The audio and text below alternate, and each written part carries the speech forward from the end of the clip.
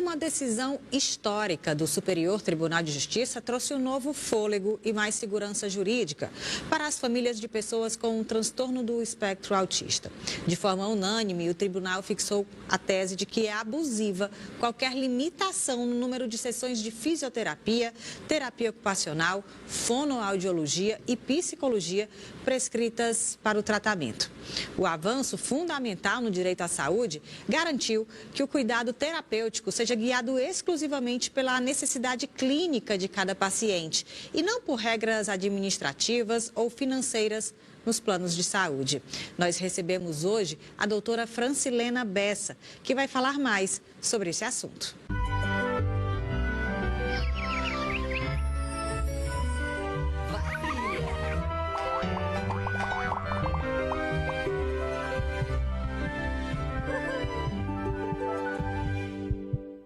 Doutora Francilena, seja bem-vinda mais uma vez.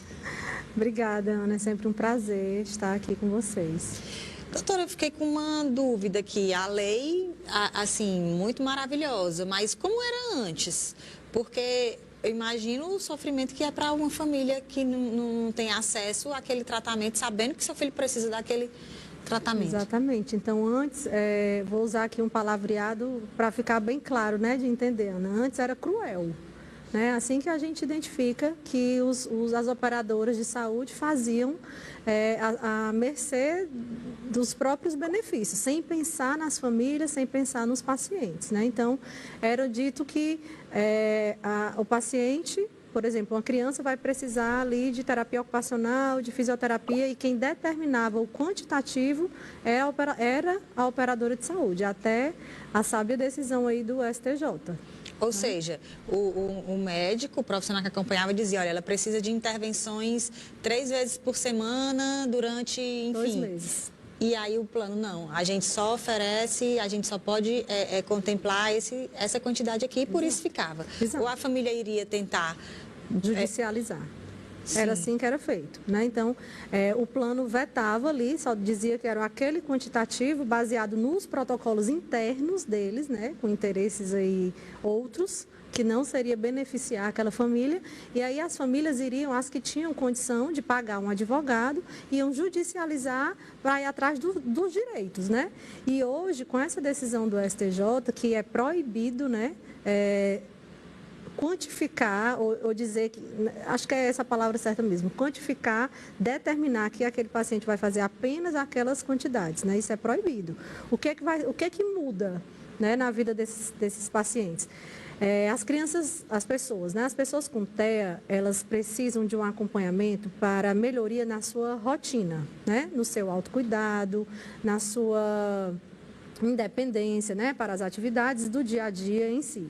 Então, a gente não tem como dizer que esse paciente ou essa pessoa ou aquela pessoa vai ter o mesmo número de atendimentos e vai ficar tudo bem. Então, é uma questão que ela é individualizada. Vai precisar de uma avaliação, de um planejamento terapêutico, da intervenção junto com a família. Então, existem aí vários fatores que vão interferir. Como a gente costuma dizer, a intervenção da pessoa com TEA é multifatorial. Não é fez TO, fez físio, fez fono, está tudo bem. Não é só isso. Então, tem todo um processo a ser construído junto com essa família. E é um caminho, digamos que alguns vão precisar desse acompanhamento para sempre. Por muito tempo.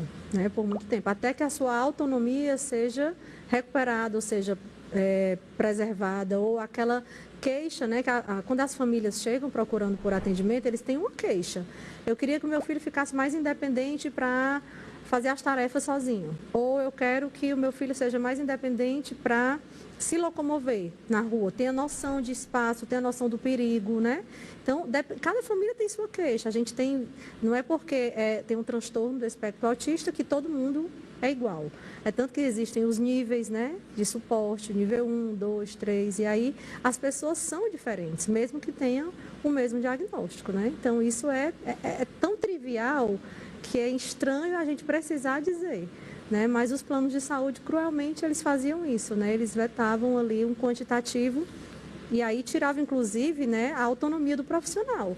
Porque se eu sou terapeuta ocupacional e eu avalio o meu paciente, ele vai precisar ter um atendimento contínuo.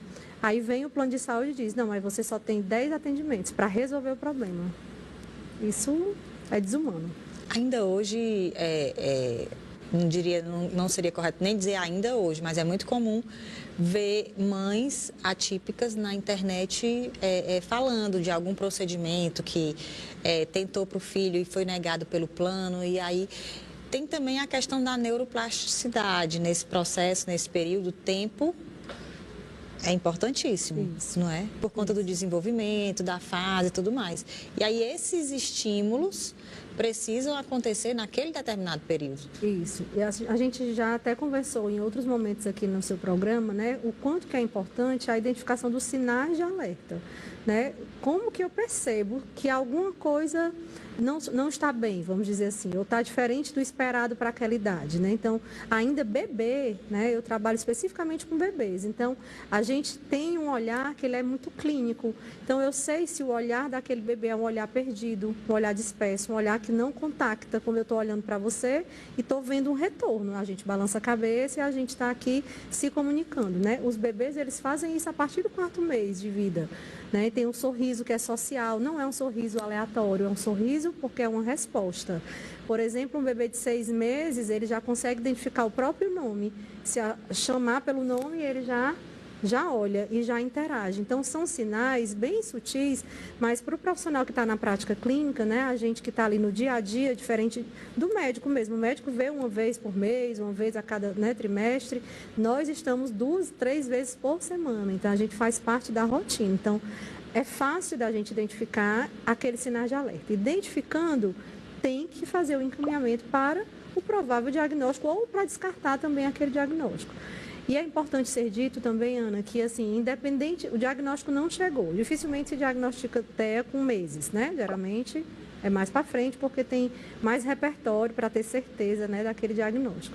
Mas mesmo assim, nós, né, da reabilitação, nós terapeutas ocupacionais e fisioterapeutas, os fonoaudiólogos também, a gente já começa as intervenções.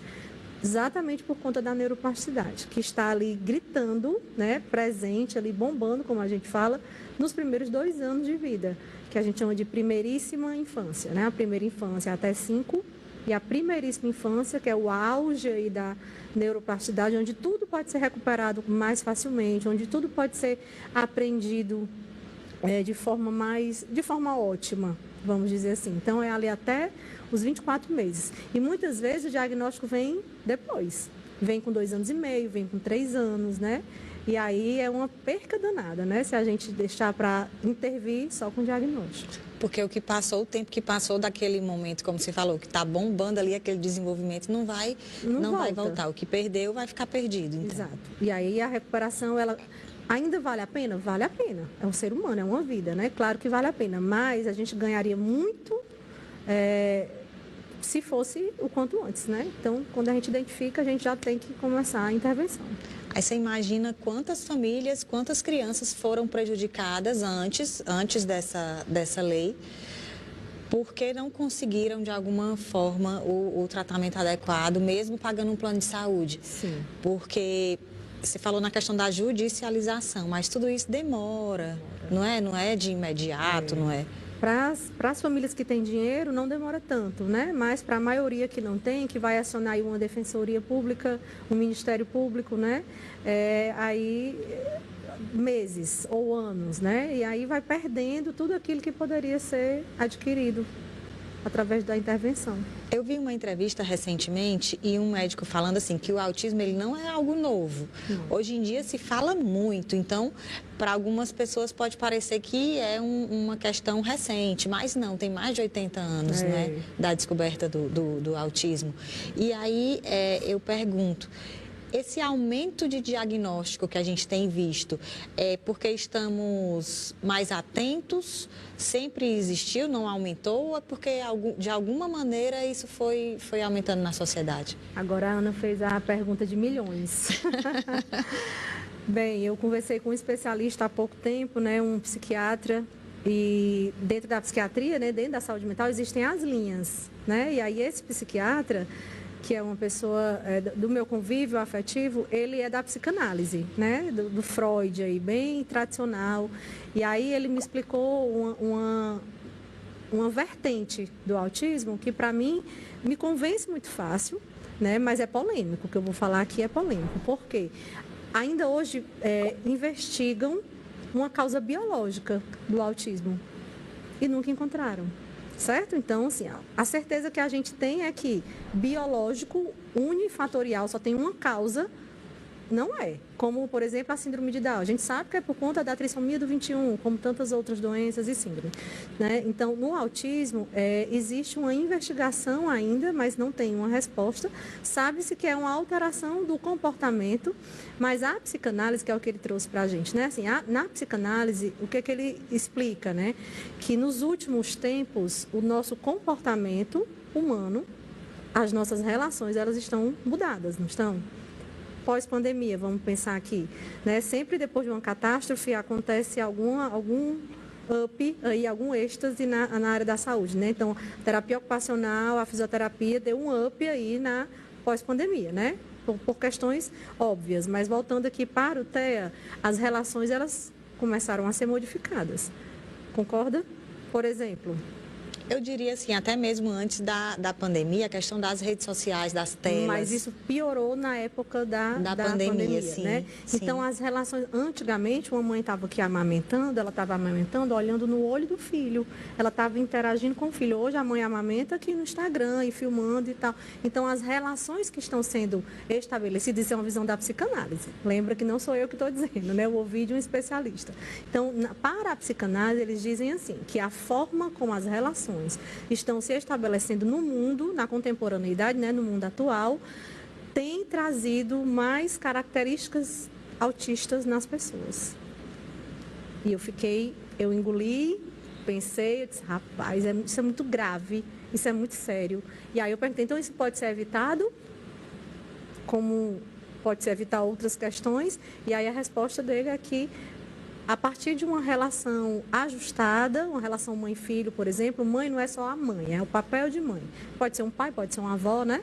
Então, a partir dessas relações, as crianças, elas podem ajustar os seus comportamentos e não desenvolver aí um transtorno do espectro autista. Olha só. Foi a informação que eu absorvi, fiquei curiosa, depois fui ler, como você falou, tão antigo né? Que a gente vai ler, fui ler autores da psicanálise, que deixam isso muito claro para a gente, mas é polêmico. É bem polêmico, como sempre trazendo informações importantíssimas, valiosíssimas, e fiquei curiosa, eu vou estudar mais sobre isso. Tem um autor que fala, importante a gente falar também, é uma autora que fala sobre a mãe suficientemente boa. O nome do texto é esse, depois você olha, é bem importante, é Winnicott, o nome do autor, da autora, né, que fala sobre as relações mãe e filho, porque elas nem podem ser tanto nem tão pouco. É o tal do equilíbrio que a gente busca em tudo na vida, né? E que fala sobre as alterações do comportamento a partir da relação com a mãe. A gente busca equilíbrio realmente em todas as áreas da vida, o que é bem difícil, né? Não é fácil. Mas a gente vai tentando.